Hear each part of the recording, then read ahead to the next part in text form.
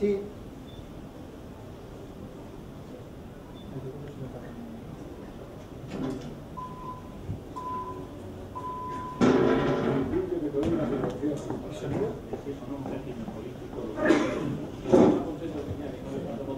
Oye, Cristóbal, maquíllame las cuentas.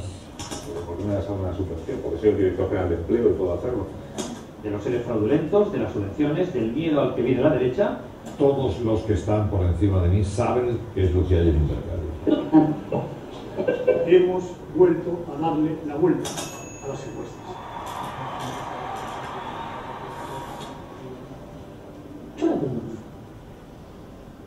Hola, buenas tardes. Aunque no queda muy ortodoxo que el autor del libro hable primero, quisiera comentar que acabo de ver el title book del libro de Cortijo Andaluz y que el autor está aquí, que es Manuel Jiménez, el director de Yo la perdono. Que se levante si quiere para que se diga pues, que ha sido. Espero que le haya gustado mucho, pero el libro está mucho mejor que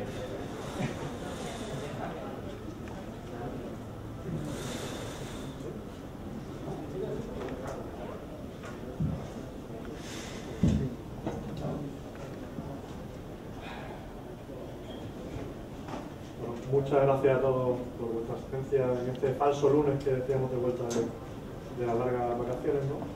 Y este comienzo de este año que parece ser apasionante, duro y esperemos que sea el último de la dichosa palabrita, ¿no?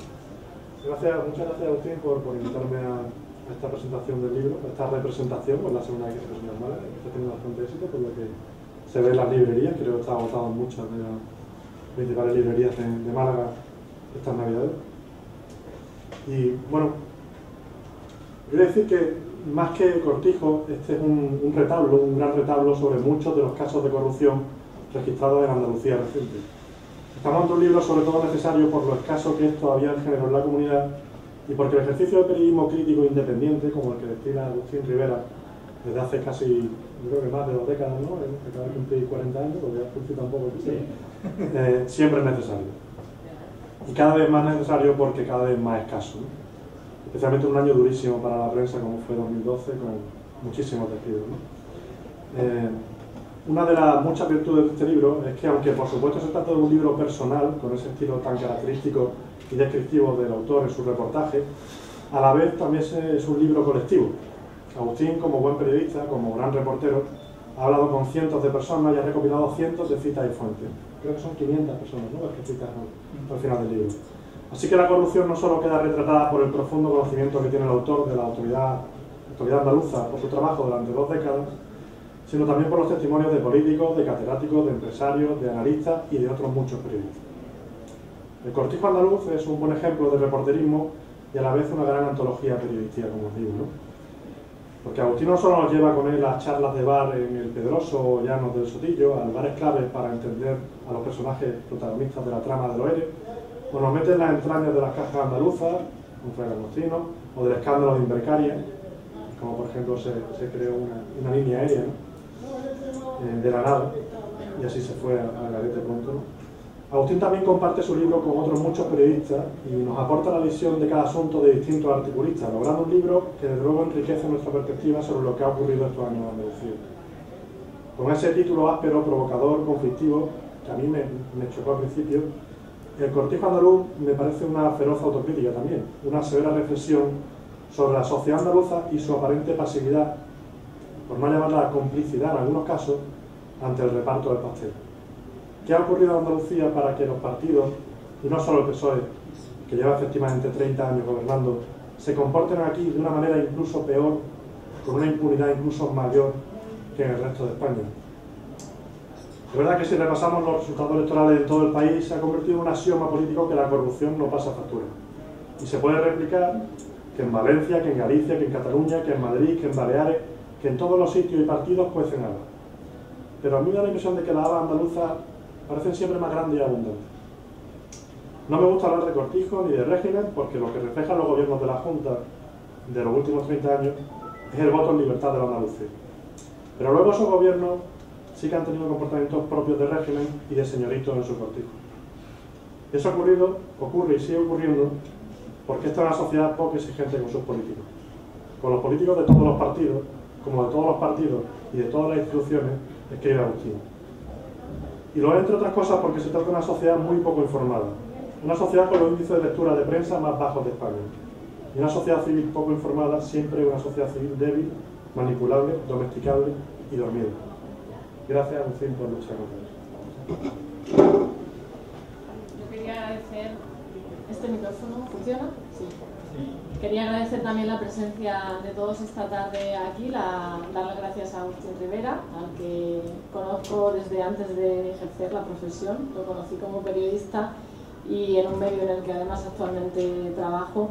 Y lo que quería preguntaros a vosotros es, a ustedes, si esperan encontrar en este libro alguna respuesta a lo que está pasando en Andalucía. Se lo pregunto para que después lo hablen también con Agustín, porque va a ser difícil. Lo que está ocurriendo en Andalucía y en otras comunidades autónomas no se explica muy bien, porque no hay buenos ni malos, no hay blanco ni negro. Si alguien espera encontrar aquí el PSOE como único culpable o cualquier otro partido, lo va a tener difícil. Lo que vamos a encontrar en este libro, en esta recopilación de datos, de historia, de reportajes, de manifestaciones, de declaraciones, realmente es algo muy preocupante, y es la normalización de lo corrupto, de lo deshonesto, de lo que no se debe hacer y sin embargo hacemos incluso o dejamos que se haga. Es la omisión por parte de muchos de nosotros y es el mirar hacia otro lado por parte de responsables políticos que en este caso pues han convertido a Andalucía en un cortijo, pero a varios niveles, no solo la comunidad autónoma, sino también varias provincias. Podemos mirar diputaciones, podemos mirar ayuntamientos, podemos mirar cualquier reducto político donde el poder lo que ha hecho o lo que ha convertido a la sociedad en su presa, precisamente para aprovecharse de esa situación. Y yo creo que ahí está lo preocupante. Ese cortijo andaluz lo que revela es que nos hemos acostumbrado a que se den subvenciones a quien nos dé la gana, a que se paguen fiestas con dinero público, a que se pague a personajes que realmente no son profesionales y están cobrando por algo que no hacen. Yo creo que ese es el trasfondo y la preocupación que vemos en el cortijo andaluz. Yo a Agustín lo conocí y lo que más me llamó la atención y recuerdo siempre es su ilusión, su empuje y cómo ha luchado siempre por esta profesión. Es cierto que también los periodistas y los medios hemos caído en esta corrupción en muchos casos, y yo creo que la indolencia de la sociedad a veces también es responsabilidad nuestra, porque todos tenemos en la mente en qué medio podemos encontrar lo que queremos leer. Entonces Agustín siempre se ha rebelado un poco contra esto, en el sentido de que ha tenido una ilusión desbordante, que yo creo que la mantiene, y que me gustaría empezar esta noche de debate sobre el cortijo andaluz con esa pregunta: ¿cómo es posible mantener tanta ilusión y recopilar todos estos datos, ver esa radiografía de esta sociedad y seguir intentando? Pues sí, por intentar. Pues bueno, estoy muy contento de estar aquí en el Fórum FNAC Málaga. Estoy contento por los amigos que han venido, por los contactos y también por la familia. Sobre todo también estoy muy contento porque Javi Gómez y Susana Villaverde, Susana, pues están aquí haciendo esta segunda presentación más íntima, pero para mí igual de importante que la primera aquí en Málaga. Sobre todo porque son dos periodistas que yo admiro, que lo sigo con auténtica devoción, y sobre todo porque son muy buenos amigos y son dos personas en las que siempre he confiado, y sabía desde finales de los 90 que iban a ser unos grandes periodistas. De hecho así creo que ese vaticinio que yo hice al final se cumplió. Muy bien. Bueno, vamos a hablar un poco que cómo se comparte un poco, cómo uno comparte un poco el entusiasmo, y al mismo tiempo uno tiene que investigar. Bueno, para mí fue un reto hacer este libro, porque este libro no era exactamente el libro que yo en principio había diseñado. Yo cuando hablé con la esfera de los libros, yo planteaba hacer un libro sobre José Antonio Griñán. Me parece un personaje bastante interesante, porque a mi juicio es el presidente más intelectual, mejor preparado que ha tenido la Junta de Andalucía, y porque me parece un personaje con un relato curioso, porque él no quería ser presidente y al final sí lo fue. De hecho, bueno, también Manuel Chávez, desde luego también él dijo que no quería, pero en el caso de Griñán era muy evidente, porque estaba muy próxima a la edad de su jubilación política y él incluso lo había planteado. Pero bueno, hablando con la editorial, me planteó que Griñán no era un personaje excesivamente atractivo para un público nacional, que era lo que yo quería. Yo no quería que el libro no se viese fuera de Málaga, Sevilla o de Peñaperros, ¿no? Yo quería que el libro lo pudiese leer, que pudiese ser medianamente interesante para alguien de Lugo o Tenerife, ¿no? Siempre solo de ejemplo que yo pongo cuando a lo mejor intento que a lo mejor a un trabajo mío tenga cierta proyección nacional, no solamente pensar en un lector de Madrid o Barcelona, cuando muchas veces uno a lo mejor puede pensar. Entonces, bueno, pensé que ellos me dijeron, bueno, el tema de la corrupción ahora está muy en boga. Y digo, bueno, sí, yo pues me trabajo en el Confidencial, llevo desde enero del 2009 como delegado en Andalucía del Confidencial, pues había seguido muy de cerca toda esta última etapa de Griñán, ¿no? Toda esta última de Griñán, porque bueno, voy regularmente a Sevilla, he estado en muchos acontecimientos importantes, en su toma de posesión, he ido muchas veces al acto del 28F, donde he coincidido aquí alguna vez con Juan José Tellez, el flamante director del Centro Andaluz de las Letras, que aquí está en esta presentación. Y bueno, que pensaba que a lo mejor podría ser interesante ampliar un poco ese espectro, ¿no? Ampliar un poco el foco y no solamente centrarse en Griñán, aunque Griñán de luego es un personaje que aparece durante todo el libro.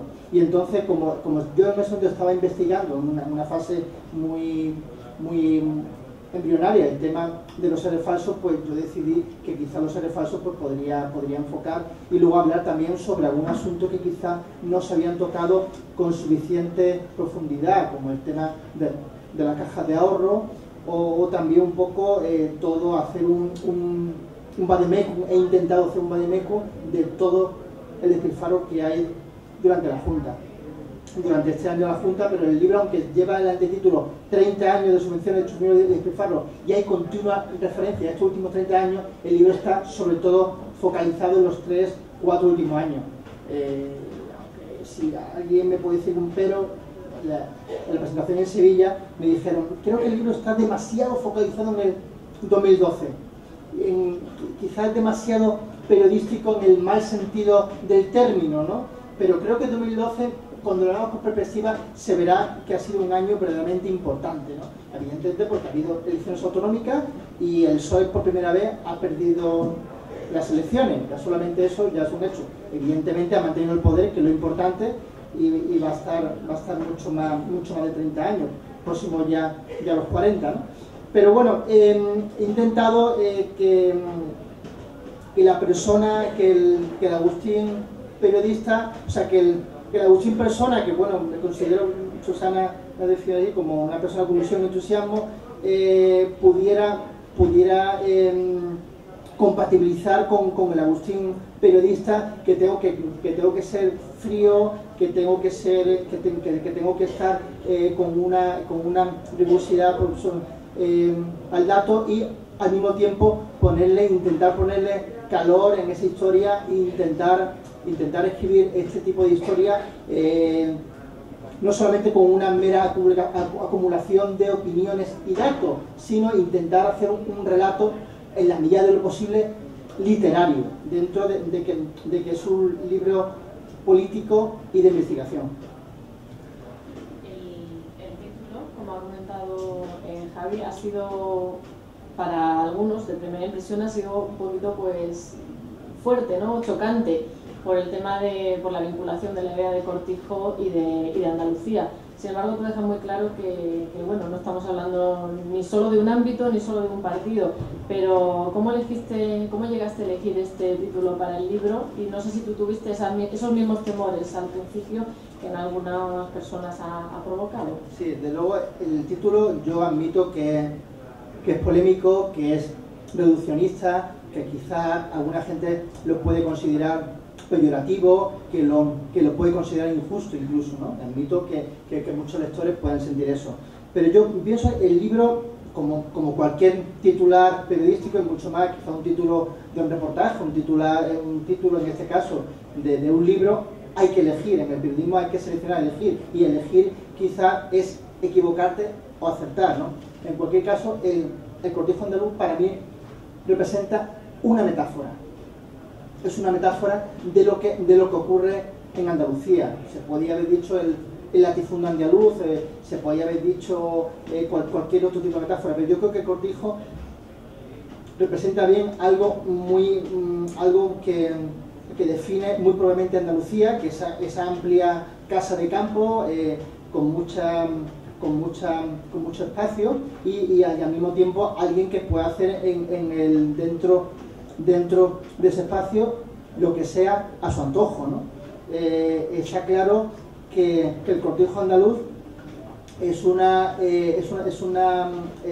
libro se concentra fundamentalmente en el PSOE y la Junta de Andalucía, pero no solamente en el PSOE y la Junta de Andalucía, sino en instituciones regidas por Izquierda Unida y en instituciones regidas por el Partido Popular. Estamos hablando también del Ayuntamiento de Málaga, estamos hablando de la Diputación Provincial de Málaga, estamos hablando de Izquierda Unida, pues el Ayuntamiento de Marialeda o Milladero, que ahí cuando hablo de las mentiras y verdades del PER, ¿no?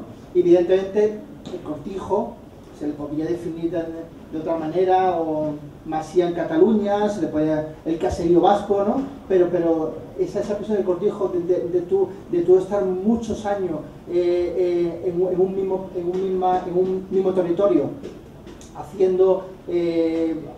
apoderándote de esa mayoría absoluta y haciendo lo que tú has querido a tu antojo, se podría también ampliar al cortijo que ha tenido hasta hace unos meses Esperanza Aguirre en la Comunidad de Madrid, en la Comunidad Valenciana, CiU en Cataluña o PNV en el País Vasco. Por el caso también, el cortijo es una expresión utilizada por Diego Valdera en plena campaña electoral, y al final se ha convertido en vicepresidente del gobierno, hablando del cortijo del PSOE, el cortijo de la Junta de Andalucía. Y es una expresión también utilizada, por ejemplo, por Francisco Conejo, hace unos meses el número 2 del PSOE en Málaga, que era secretario general, refiriéndose al cortijo de Esperanza Oña Fuengirola, o un artículo de Román Orozco en El País, que sale en el libro, hablando del cortijo de Javier Arena, que tiene una clara imagen de señorito andaluz muy evidente, ¿no? O sea que está claro que mucha gente del PSOE directamente me ha dicho: oye, creo que ofendes a mi partido. Y digo: oye, ¿tú te has leído el libro? No lo voy a leer con ese título. Bueno, te equivocas, porque también sale el cortijo de Arena, también sale el cortijo de Diego Valdera, aunque evidentemente es un libro de vocación autonómica y salen mucho más tanto por ciento, muchas más páginas, lo que es el PSOE y lo que es la Junta. Precisamente en el libro criticas bastante, o por lo menos se ve un trasfondo de crítica hacia el Partido Popular, por lo que finalmente no ha conseguido, y además le ves poco futuro. Sí, yo creo que la campaña que hizo Javier Arena es una campaña absolutamente errática, fue una campaña muy mala, absolutamente focalizada en el tema de los seres falsos y de Bercalia, que es un escándalo de corrupción que estaba en ese momento muy en boga, y había que sacarlo, como hacíamos los medios de comunicación en esos meses. Pero el problema de Javier Arena, sobre todo focalizado en esta campaña de las pasadas elecciones autonómicas, es que no dio visión de futuro, no aportó nada nuevo. Y entonces para mí fue un completo error, y yo creo que si el PP no ha ganado estas elecciones teniendo todo a favor, todas las encuestas y viendo que había de luego con un candidato que parecía que no tenía tampoco muchas ganas de ganar, porque en una entrevista que concedió a Carlos Herrera apenas una semana antes estaba hablando ya de su nieto, estaba hablando que le gustaría escribir una novela. O sea, incluso lo dijo José Antonio Griñán apenas una semana antes de la elección autonómica. Pues yo creo que si no gana en las circunstancias, yo creo que el PSOE como mínimo seguirá gobernando a nivel autonómico 8 años más como mínimo y podrá estar más de 40 años. Yo digo que podrá ser como el chinito Japón, que ahora ha vuelto al poder después de un breve receso. Será como el PRI en México o será un partido con esas características. Y ojo, la alternancia política yo creo que es necesaria, pero no es obligatoria. No, si los andaluces quieren que gane, que siga gobernando el PSOE, seguirá ganando, y a mí me parece absolutamente correcto. Pero yo no digo que aquí hubiese sido necesario un cambio de poder, porque el PP tiene que ganar y Javier Arenal se lo merecía. No, Javier Arenal se lo tiene que merecer, ¿no? El problema que ha tenido el PSOE, y que era Griñán, que Griñán empezó con una cantinela muy interesante de crear un famoso artículo que escribió Javier Gómez en el Málaga Hoy, el grupo Yolí, Meritocracia fallida, ¿no? que él quería un gobierno de los mejores. Al final no ha sido así. O sea, para mí Griñán es una excepción y ha sido una prolongación de Manuel Chávez, que a mi juicio, es una opinión personal evidentemente, ha sido el peor presidente que ha tenido Andalucía. El mejor presidente, yo creo que casi no la duda fue Rafael Escuredo, ¿no? Y bueno, o sea que en realidad eso ha sido así. Yo creo que el PP tiene pocas posibilidades para seguir gobernando, sobre todo ahora con el fregado que tiene, que Zoido no se quiere presentar, y ahí hay un casting ahora, a ver quién es el mejor. Yo te quería preguntar, ¿cómo se protege de la lectura del libro, cómo se protege un periodista al escribir esto? O sea, ¿cuántos abogados han leído esto? ¿Lo han revisado mucho? Pues yo cada vez que abría una página decía, bueno, esto es carne de querella, total, yo no dormiría por la noche con un libro así. No sé si has tenido ya alguna noticia del procurador o de los juzgados o de alguien, pero ha sido valiente, ¿no? No sé cómo se protege un periodista a la hora de escribir libros. Luego lo explico con detalle y vamos a lanzar directamente el titular. No he recibido todavía ninguna querella. ¿De acuerdo? No he recibido ninguna querella, no he recibido ninguna llamada del abogado de unidad editorial diciéndome, oye Agustín, aquí tengo un papelito muy interesante y vamos a ver qué hacemos con esto. El abogado sí preveía que a lo mejor podía haber algún problema. Solamente me dijo en un capítulo, que era un capítulo que afectaba, el capítulo que hablo de Bogaris, cuando hablo de Iván Chávez, el hijo de Iván Chávez, el comisionista, que me dijo que quizá alguna expresión tenía que ponerlo según tal, ¿no? O sea, que poner ahí la fuente de quién lo había dicho o en qué auto o qué a lo mejor información me estaba yo refiriendo. Pero desde luego yo sí preveía a lo mejor que iba a haber algo. Con esto no quiere decir que yo esté animando, ¿no? Para que lo haya, pero está claro que yo el libro sí se lo leyó, aparte de la editora María Borrás, aparte de la directora general editorial Imelda Navajo, y aparte del abogado de la editorial, pues bueno, yo lo leí y yo también lo leí con mucha atención para ver si podía haber algo, y yo creo que todo está muy documentado. Y bueno, si cómo me protejo, pues evidentemente también cuando yo algo no he investigado, citar dónde está la fuente. Yo creo que uno de los problemas que tiene el periodismo actual es que hay una cierta animadversión a citar a un compañero que ha sacado una primicia, una exclusiva. Aquí hay 412 notas a pie de página y están citados multitud de compañeros, porque yo he hecho investigación propia para el periódico El Confidencial, que yo la he publicado en el libro y yo la he asumido como propia porque estaba hecha por mí, ¿no? Pero ha habido alguna investigación, pues sobre todo los primeros capítulos, cuando hablo del ministro de la Zacapedra, el chofer de la cocaína, cuando me voy al Pedroso, cuando me voy al bar donde diseñaban donde diseñaban esas ayudas, o sea, tomaban los famosos gin tonic con Marlboro cuando todavía no existía esa ley del tabaco. O sea, yo he estado en esos bares, he estado en esos restaurantes en Sevilla donde se han tomado, y eso no lo he publicado ante el Confidencial, ha sido solamente exclusiva para el libro, ¿no? Pero cuando hay algo que no sea información mía, he citado al Mundo, al País, a ABC, a cualquier medio, al Grupo Joly, a cualquier medio que la información no era mía, ¿no? Entonces, en ese sentido, pienso que es lo que habría que hacer, ¿no? Y yo creo que no te ven donde te prenda porque una información no sea tuya, citar a un compañero, ¿no?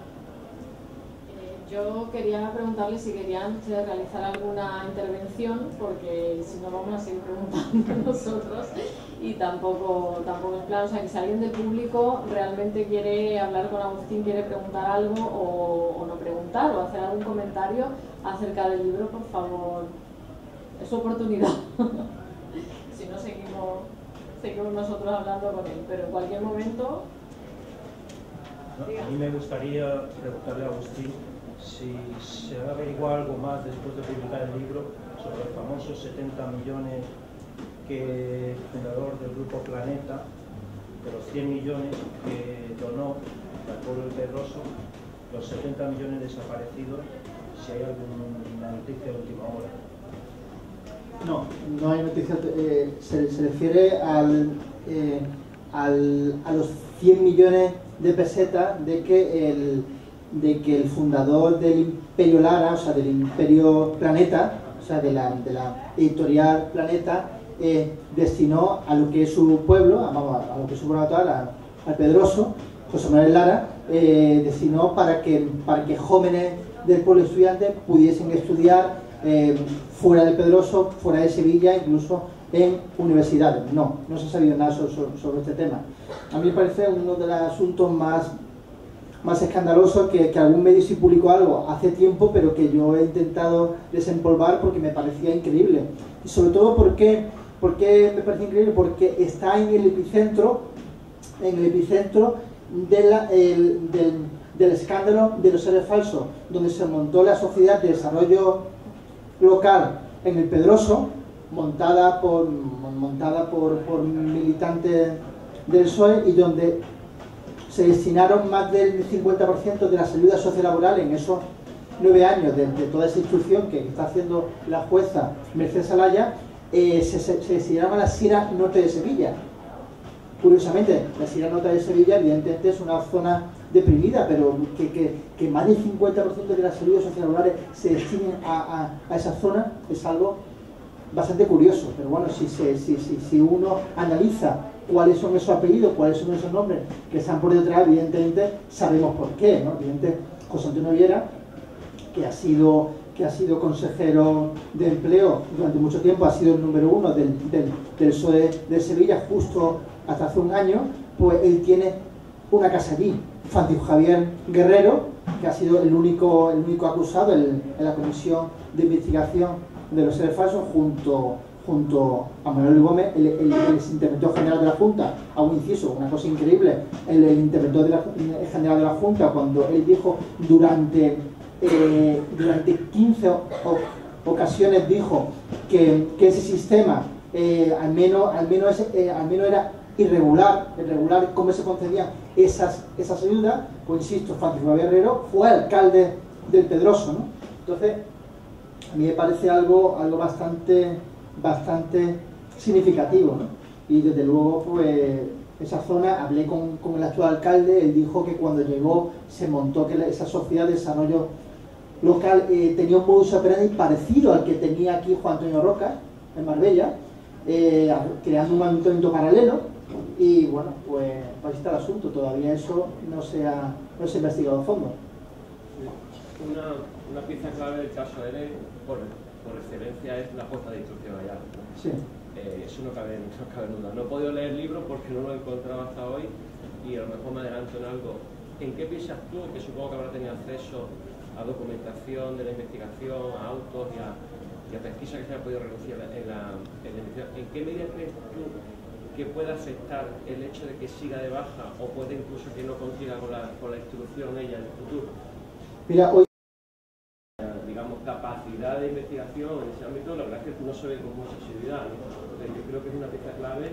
Parece que está un poco detenido por la baja que ha producido y que si tú crees que puede tener una relevancia importante en el futuro por el hecho de que ella no continúe la instrucción, ¿no? Que sea... Sí. Bueno, ella lleva justo desde hoy, lleva 5 meses de baja ya. Lleva ya 5 meses de baja la jueza Laya. ¿Por qué está de baja? Por encefalea, por unos problemas graves de cabeza. Intentó incorporarse antes de que acabara el año, pero los médicos recomendaron que se tomara toda la Navidad libre y quizás se incorporara ahora. Es posible que se incorpore la semana que viene. Es posible que se pueda la semana que viene.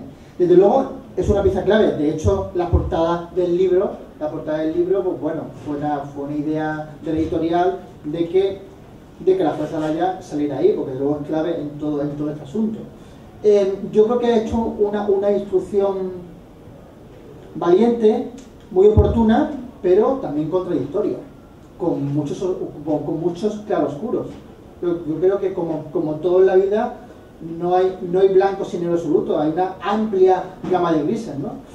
Y el germen de esta investigación de los seres falsos fue el caso Mercasevilla. Recordamos que un intento de soborno, de mordida a empresario del grupo La Raza en Sevilla, muy importante, un restaurante bastante afamado dentro de la ciudad, que intentaron cobrar gente de la Junta de Andalucía próxima a la Consejería de Empleo, intentaron cobrar esa mordida para que el grupo La Raza pudiera crear una escuela de hostelería, ¿no? En Sevilla. Entonces, bueno, esto llegó a manos del juzgado. Esto fue el caso de Mercasevilla. Se destaparon esta serie de grabaciones. ¿Qué es lo que ocurrió? Que el marido de la jueza Laya era auditor de la consultora KPMG, que precisamente investigó las cuentas de Mercasevilla. Hubo una acusación de la fiscalía y al final no llegó eso a ningún puerto. O sea, siguió ya con el caso y se dijeron, al final se dictaminó que podía seguir ella. Pero ojo, muchos de sus autos estaban perfectamente coordinados con la estrategia política del Partido Popular de Andalucía. También eso tampoco hay que recordarlo, porque muchos de esos autos salían apenas unos días antes de las elecciones de noviembre de 2011, a un auto, no me sé con exactitud, puedo ahora verlo, o a un auto también salió apenas una semana antes de las elecciones municipales de mayo del 2011, y yo no creo que fue eso precisamente casual, ¿no? Yo creo que sí, que es una jueza que puede sufrir un cierto síndrome a lo Baltasar Garzón. Y me explico. En el sentido de que hace una instrucción muy abierta, muy general, y a lo mejor todo es muy dispersa y no ha hecho nada concreto todavía, ¿no? Al haber tantos afluentes, al haber tantas ramificaciones dentro de esa investigación, quizás es un problema, tenía que haber acotado mucho más el terreno. Y luego también, cuando ya se ha ido, ¿quién ha sido el juez sustituto? Ha sido el juez sustituto Iván Escalera. Iván Escalera, que su tío fue un histórico dirigente del PSOE de Sevilla, dice en su perfil público en la red social Facebook que él es amigo del PSOE. Eso a mí me parece absolutamente deleznable desde el punto de vista ético o moral, vamos. Ya no solamente decir que a lo mejor, yo creo, a mi juicio, si yo hubiese sido ese juez, si mi tío ha sido un histórico dirigente del PSOE, tú no puedes estar investigando el mayor escándalo de corrupción de Andalucía y que afecta sobre todo al PSOE. Ojo, también ha habido algunas ramificaciones para el PP, ¿no? Pero sobre todo afecta al PSOE. Y que tu tío ha sido... Y eso, bueno, eso puede ser discutible, que si tu tío ha sido histórico dirigente del PSOE, tú no puedes hacer construcción. Pero si tú públicamente dices que tú eres amigo de un partido político, vamos a suponer que tú también eres amigo del PSOE, ¿de acuerdo? Pero al menos, por decencia, aunque no sea así, dices, yo también soy amigo de UPyD, soy amigo del PP, soy amigo de Izquierda Unida. No, él solamente dice que es amigo del PSOE. Y él sigue también, y él le sigo estudiando hasta ahora. Ahora hay otra juez sustituta que lleva un mes y no le ha dado tiempo a hacer algo. Yo creo que será importante en qué medida va a entrar a la jueza ala, ya si va a entrar muy fuerte o si va a hacer una instrucción mucho reposada y va a intentar resolverlo rápido. Sí. Tres. Creo que primero que Caballero responde. No, esta vez. Sobre el tema, ¿la cefalea puede ser endógena o exógena o las dos cosas a la vez? Ya que he cogido la palabra, lo de manijero termina haciendo la escritura del cortijo a su nombre. ¿Podría decir quién es el manijero de aquí? El manijero no sé exactamente, sinceramente, qué es lo que quiere decir con bueno, manijero. El que lleva la batuta, que no sí, tiene que ser el dueño. Que va igual el cortijo. Vamos a ver. El yo manijero creo... no es el presidente de la Junta de Andalucía. Claro. El manijero yo creo que aquí no hay culpable.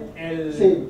Que no hace falta que sea ni ingeniero ni nada de eso, sino que sea capaz de bregar con el personal. Simplemente es la expresión esa. Manijero no es el encargado general que tiene un doctorado en de monte y camino y además es agrónomo. Y yo creo que aquí no hay un... El manijero es el menos culto, pero el más suspicaz y el más...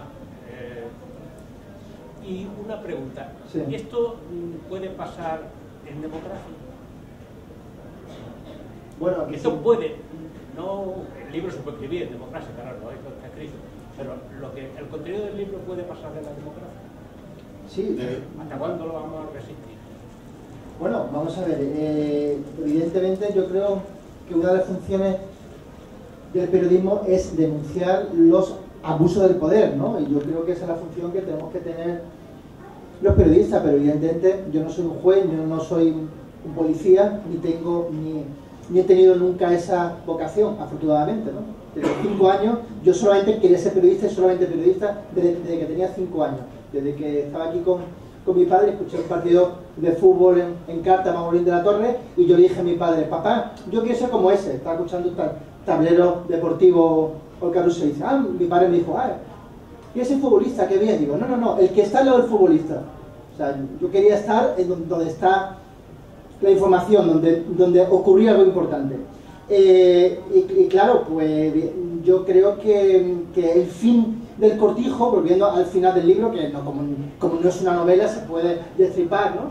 Yo creo que no hay para hacer un spoiler, que Javi es absolutamente experto en serie de televisión.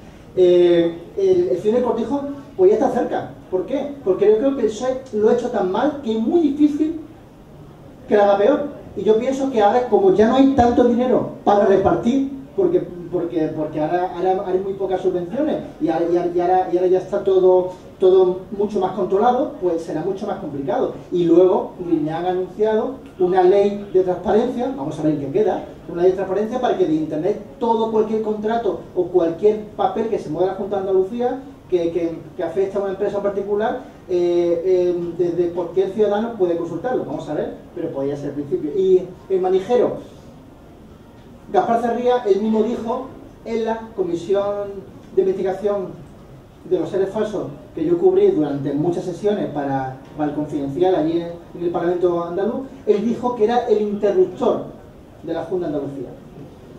El manijero podía ser también Francisco Javier Guerrero, podía ser José Antonio Viera, no lo sé. Yo creo que aquí no hay un manijero absoluto, no hay un culpable absoluto, y yo creo sinceramente, me han preguntado muchos compañeros periodistas en entrevistas, yo creo que Chávez y Griñán no tienen implicación directa en la corrupción en Andalucía.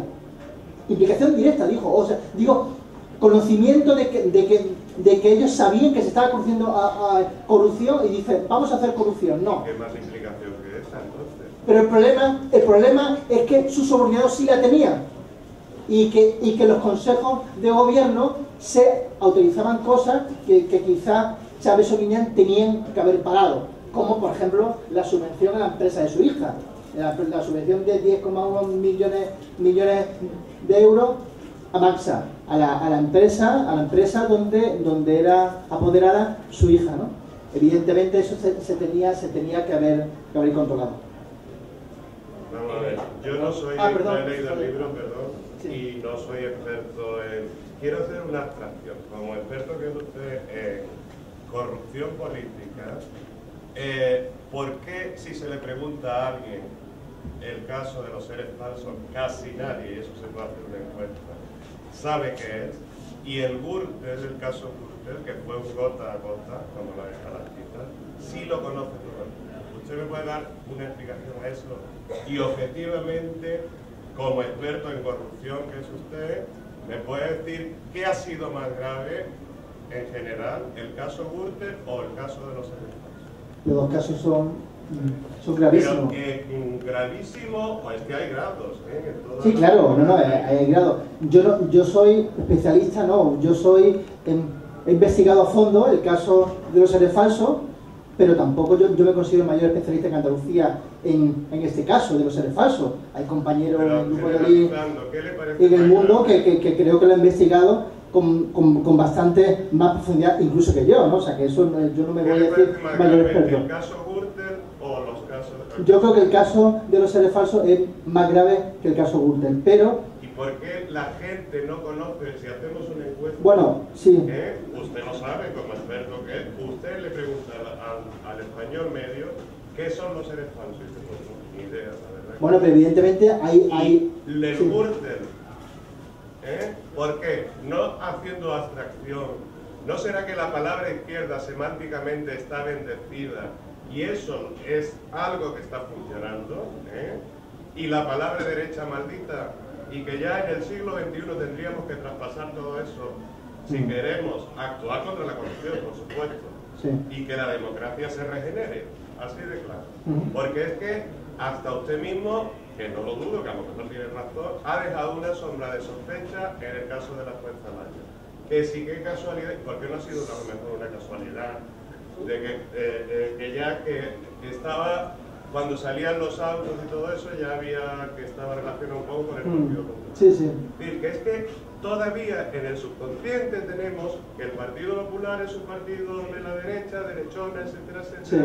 Y el PSOE, pues es la izquierda y está bendecido. Desgraciadamente es así. Y si no lo queremos reconocer, hagamos todo un profundo análisis, porque el hecho es ese. El hecho es que nadie sabe nada de los seres falsos. Nadie. Claro, el gota a gota de Gürtel caló, pues abismo insondeable. ¿Y cuál es? Que la derecha no sabe decir lo que hace. Que la derecha no sabe decir lo que hace, claro. Bueno. Y la izquierda le echa una manta todo. Creo que es un debate amplísimo para, y que la palabra está bendecida. Pero yo doy una explicación periodística. La Santa Madre Izquierda. Una explicación periodística muy sencilla. Del caso L, todo el mundo conoce lo de los 25.000 euros de cocaína. Porque un detalle particular. Nadie. Sí, eso lo conoce. Sí. Eso toda España se sabe, ¿eh? Y nadie. Se lo aseguro. Sí, han tomado cocaína. Tiene unos elementos, bueno, lo de los trajes, un presidente lo de los trajes, eso lo sabe hasta el gato. Un presidente autonómico directamente implicado. Y además ramificaciones en distintas comunidades. Vamos a traspasar ya, claro, si vamos a hacer. Políticamente era mucho más fácil utilizar los grupos que trabajar. Es un debate de horas. Sí. Yo simplemente te quería felicitar por el libro, por el hecho de dejar claro que la corrupción no es de izquierda ni de derecha, que la corrupción es corrupción y es una vulneración grave del sistema democrático. Y al calor de los últimos comentarios tuyos sobre la instrucción, transmitirte mi temor de que una instrucción tan larga, tan prolongada, con tantas ramificaciones como las que ha planteado, con participación hasta ahora de 3 jueces distintos, pueda plantear fisuras para que los culpables de ese caso de corrupción, fueren quien fuesen, se escapen de rositas. Ha habido un caso que puede plantearse en su día como una clara indefensión, que es el caso del exconsejero Antonio Fernández, que permaneció durante 100 días en prisión y anteriormente estuvo imputado sin cargo durante un año, que si yo fuera su abogado defensor, y él es abogado, plantearía un supuesto de indefensión, en tanto en cuanto es lo único que hace, que mucho, es proseguir con un sistema que por lo que se instruye es a todas luces al menos irregular, cuando no culposo, pero que había sido iniciado durante la etapa anterior, la del consejero Viera, al que todavía no está imputado. Desde mi punto de vista eso es un grave, seguido, como sabes, durante mucho tiempo tribunales es un grave error sumarial, que puede costar bastante caro al resultado final de la instrucción y al resultado final de las condenas, más allá de las presunciones que puedan establecerse sobre la jueza Alaya y sus sustitutos, que en definitiva cuentas tampoco en ningún caso han sido recusados por las partes, con lo cual tiene que mantenerse al margen hoy por hoy su idoneidad para la instrucción. Sí, yo creo que ha sido un asunto de error que José Antonio Viera no ha sido imputado, pero ¿por qué? Porque como es aforado, es diputado en el Congreso, en cuanto ya fuese imputado, ya la jueza pierde el caso. ¿Y miedo hay? Pierde el caso. La justicia es la justicia. Claro, pero es un tema de protagonismo. Por eso digo que evidentemente tiene algunos paralelismos su instrucción y su personalidad con la de Garzón, ¿no? De intentar acaparar mucho protagonismo e intentar ser un juez muy estrella, mediático, y hacer una instrucción de luego espectacular, ¿no? Y entonces, claro, eso crea algunos problemas. Desde un punto de vista jurídico, instrucciones de 10 y de 15 años hemos visto en este país. No nos debe asombrar que una instrucción se vaya a prolongar tanto en el tiempo, porque hemos tenido instrucciones de 8 o 9 años en este país y no debe de asombrar. Pero desde el punto de vista ya más jurídico, más de técnica de la instrucción, que la desconozco desde el punto de vista, la conozco por los medios.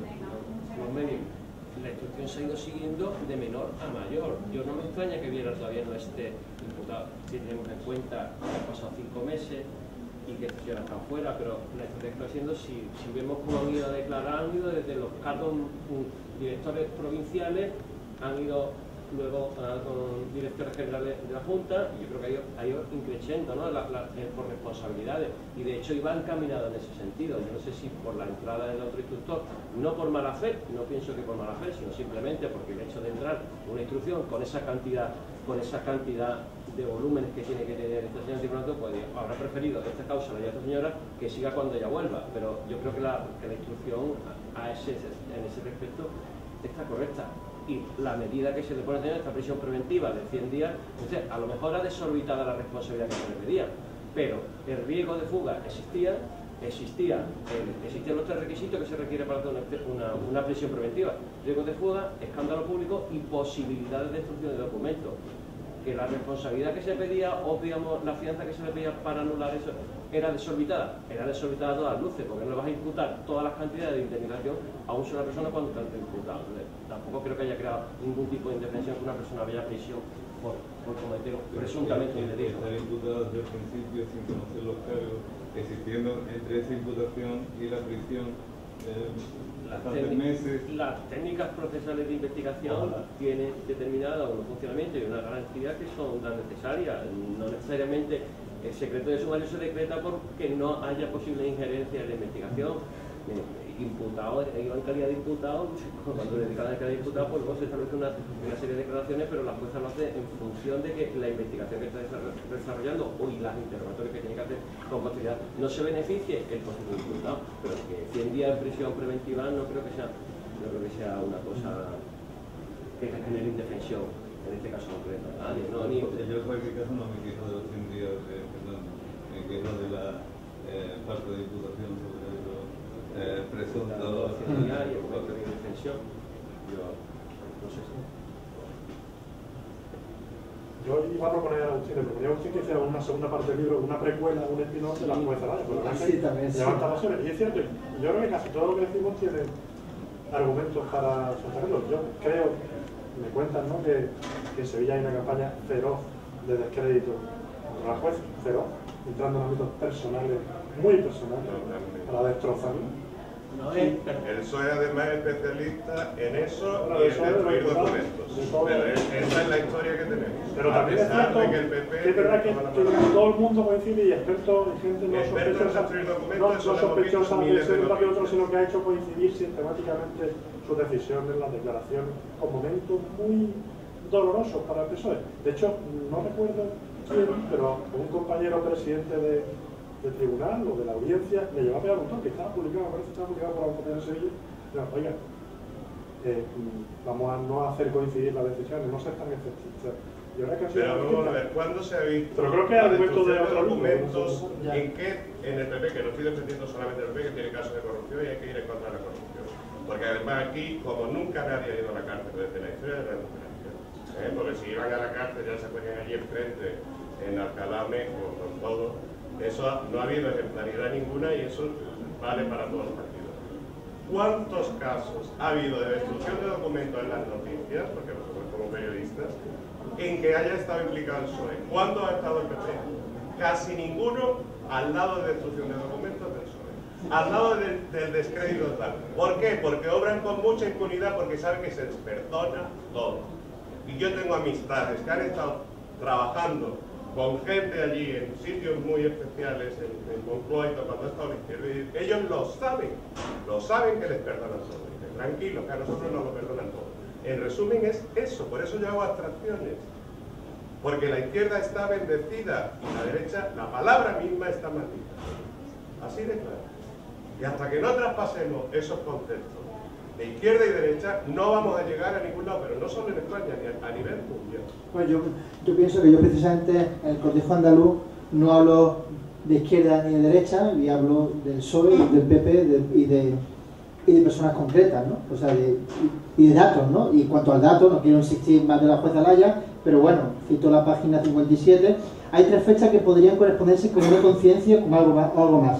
En los comicios municipales de mayo del 2011, apenas 3 días antes de la votación, citó como imputado el caso Mercasería, teniente alcalde del Ayuntamiento de Sevilla y candidato de la alcaldía, Antonio Diego Torrijos.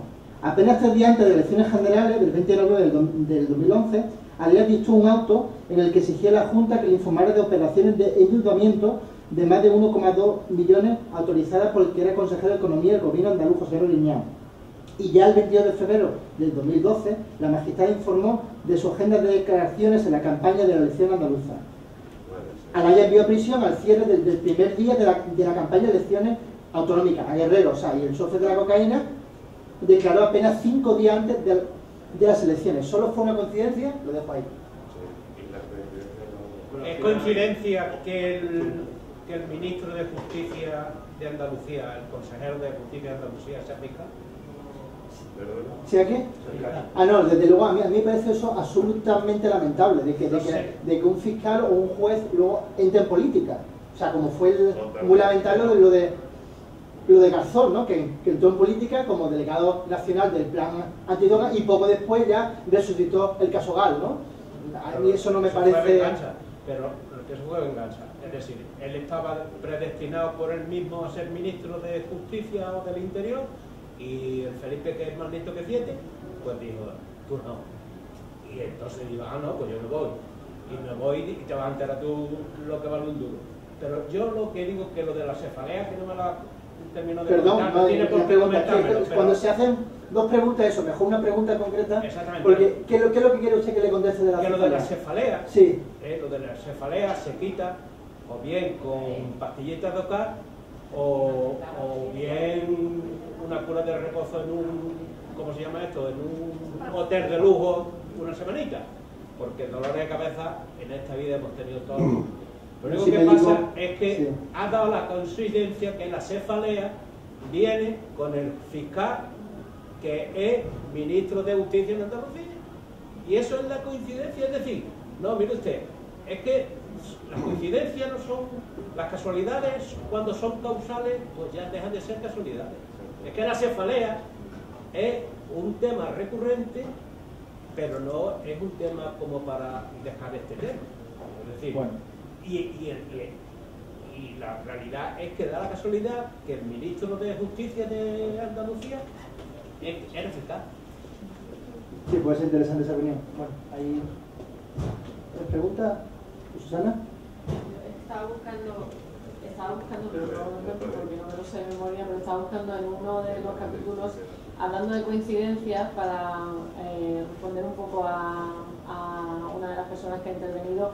Las coincidencias, por nuestra experiencia en esta profesión, en política, justicia y todo lo que se mueve, no existen.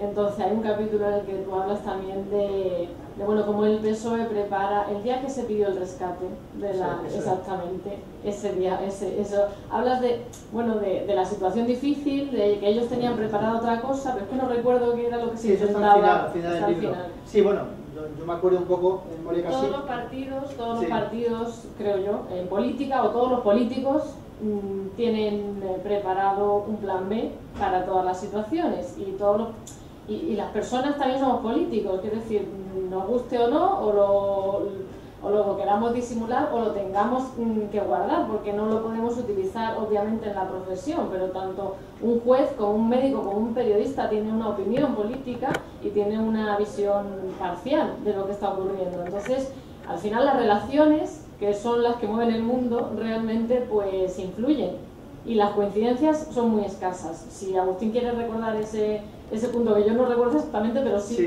Que está todo bastante medido y bastante meditado, aunque a la sociedad pues se pasa desapercibido. O sea, por nuestra parte nosotros intentamos traducir las cosas que pasan en todos los ámbitos y intentamos hacer llegar pues lo que creemos que realmente está ocurriendo, pero vamos, que somos humanos también, que fallamos, que nos influyen, que nos engañan. En fin, que lo que está usted diciendo, pues coincidencia no va a ser. No va a ser. Pero es que esto no es nada más que un mangazo.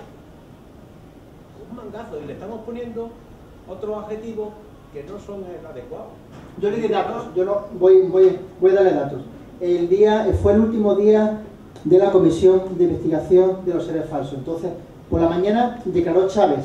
Chávez, curiosamente dije, yo así lo enfoqué el titular a media mañana en el Confidencial, de que reconocía que durante su mandato hubo corrupción, y él jamás lo había reconocido antes. A mí me pareció bastante novedoso eso. Entonces luego yo me fui, eso fue en el Parlamento, luego yo me fui al Palacio de San Telmo, a la rueda de prensa, y entonces de los martes, que eso fue un martes, y entonces en ese momento Miguel Ángel Vázquez, que es el portavoz del gobierno, dijo, bueno, estamos planteando a ver cuándo pedimos el FLA, el fondo para el famoso rescate, ¿no? El fondo para pedir dinero, porque bueno, estando Andalucía como está en bancarrota, ¿no? No pudiendo pagar muchas nóminas de muchas instituciones, todo esto. Bueno, entonces dijo, no lo sabemos cuándo lo va a plantear, quizá hoy, mañana, cualquier día. Bueno, pero ¿cuándo? No lo sé. Justo cuando estaba empezando a declarar Griñán, saltó el teletipo de que Andalucía había perdido el rescate. Fue una clara maniobra de distracción, de cortina de humo, para que la declaración de Griñán fuese ninguneada, o al menos con menos generosidad tipográfica al día siguiente en los periódicos, o en el informativo Canal Sur, o en las ediciones digitales, ¿no? Está claro que coincidencia de que el mismo día que estaba declarando en la comisión de los seres falsos Griñán, pues a lo mejor también se pidiera el rescate, ¿no?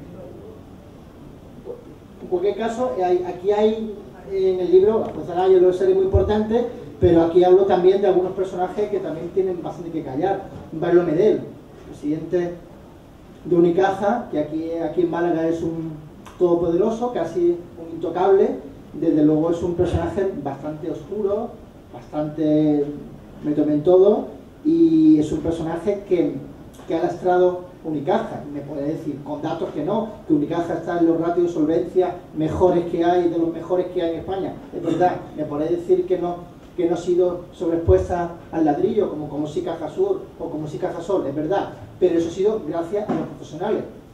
A los profesionales, por ejemplo, como Miguel Ángel Cabello, que ya no está en Unicaja, y que Unicaja ha seguido en esa línea gracias a que esos profesionales convencían a Braulio de hacer esa gestión, pero ya más de 25 años en el cargo, fundamentalmente apoyado por el PSOE, por la Junta de Andalucía, pero también por el PP, porque su nombramiento como consejero fue en la época de Cecilia Villalobos, eso hay que recordarlo, ¿eh? Y a mí me parece que uno de las graves lacras que ha tenido Andalucía es la falta de un sistema financiero sólido y robusto. No digamos nada del tema de Caja Sur, con el cabildo catedralicio de Córdoba, y ese personaje fue el angostino, ¿no? Miguel Castillejo, ¿no? Ese personaje que hundió radicalmente a Caja Sur, que no quiso esa fusión con Unicaja, y que al final fue fue intervenida. Y no digamos nada también sobre Antonio Pulido, sobre el que era presidente de Cajasol, que intentó hacer una serie de operaciones con banca cívica, aliándose con otras cajas, y al final todo ha salido mal y ha sido absorbida por la Caixa, y ya no existe esa gran caja de la Andalucía occidental, ¿no? O sea, bueno, yo el libro, esa es la parte de Dinero y Poder, luego reflexiono también sobre los aspectos, hay un aspecto un poco más de reflexión, más de ensayo sobre lo que es Andalucía, desde Ortega y Gasset hasta Andalucía Tercer Mundo de Antonio Burgos, hasta una serie de reflexiones actuales sobre si Andalucía tiene sentido como su propia identidad. Y ahí podemos hablar un poco de localismo, centralismo y todo eso. Pero bueno, pienso que ya es tarde, no sé si hay más preguntas. No queremos tampoco... Sí. Lo que ha referido Agustín en la última rueda de prensa después de la última sesión de los medios, que saltó el flash de la noticia. Para eso el PSOE son unos maestros. De soltar la noticia cuando quieren distraer la atención, son unos maestros. Pero estás diciendo, por el contrario, que la jueza Alaya entra también en ese juego de distracciones, ahora saco esto, ahora saco lo otro, como nos tenía acostumbrados a eso. Sí, sí. Es que para mí, yo pienso que la mayoría de los andaluces no conozco a fondo el tema de los medios, como ha dicho. Sí. No lo conocemos, porque entre otras cosas el lenguaje que se utiliza pues más técnico, no se sabe del sumario, no. Había empezado la exposición del libro quizás justificando un poco lo del deporte andaluz. Yo creo que es perfecto. Cuando este hombre te ha preguntado por el marinero, yo creo que a un andaluz le habla del deporte andaluz. Marinero. He dicho marinero, ¿no? Marinero entre marinero. O la Verao, la Verao otro sitio. Pues entendemos perfectísimamente de lo que sea. Pero que te quedas un poco cortado cuando tú, que eres el autor, estás excusándote un poco de cara a no sé quién de por qué le has puesto el cortina andaluz. Es que es perfecto, está clavado. Entonces, para nosotros, para los andaluces, el que nos hablen de los trajes del Gürtel, nos enteramos perfectamente, aparte de que ha habido una información mediática importante. Mientras que en el caso de los derechos sale con un poquito de cuentagotas. Mi pregunta es, ¿tú crees que la jueza Alaya hace la misma manipulación informática a la que estamos acostumbrados por parte del PSOE? ¿Que quién gobierna en Andalucía? Porque es que ¿quién gobierna en Andalucía? Yo que Alaya... 30 y tantos años, ¿no? Lleva. Sí, me con la preautonomía también estaba el Partido Socialista. Yo creo que la jueza Alaya no hace una manipulación informativa, lo que has dicho, directa, pero sí yo solamente dejo en evidencia esa coordinación de los actos, de los autos, con esas elecciones. Pero en cualquier caso yo creo que la jueza, si hay que poner una balanza, yo creo que tiene mucho más cosas a favor que en contra, y como yo creo que se queda reflejado bien en el libro, ¿no? Porque luego hay que tener bastante valentía para intentar empezar con esta causa, ¿no? Pero bueno, vamos a ver en qué se queda también, ¿no? Porque no es lo mismo destruir que dictar sentencias, ¿no? Y las sentencias pueden ir de una manera muy diferente a lo que ha habido esa instrucción, ¿no? Pero bueno, yo creo que lo importante es que los andaluces tengan cuanto mayor número de testimonios posibles, de testigos y de opiniones divergentes, mucho mejor. O sea, yo sé lo que he intentado reflejar, y que el libro intentarse salir de lo que es el ámbito andaluz. He tenido esa oportunidad gracias a Feria de los Libros, que el libro se vende y se distribuye en toda España, ¿no? Y también en formato online se puede distribuir por todo el mundo, ¿no? Y yo pienso que eso yo creo que es lo importante, que no fuese un libro que solamente lo pudieran conocer los andaluces, ¿no? pregunta para los tres, ¿no? Como periodistas que sois, que tenéis 15 años como mínimo de profesión cada uno, con cargo de responsabilidad cada uno en la gestión de vuestros medios, con una dependencia tan atroz como tienen los medios de comunicación en Andalucía. Conozco la realidad, no conozco tanto a otras comunidades autónomas, conozco también bien la realidad de Galicia, a efectos de medios de comunicación escritos y de televisiones locales y autonómicas incluso, ¿no? Con una dependencia tan brutal como tienen los periódicos, dejando en un ámbito así más cercano, de la publicidad institucional, ¿cuál es el futuro de este periodismo de investigación, de pisar callo, de ver, observar y contar? Porque a mí, desde un punto de vista como ciudadano, me resulta difícil ver cómo están cayendo los medios de comunicación.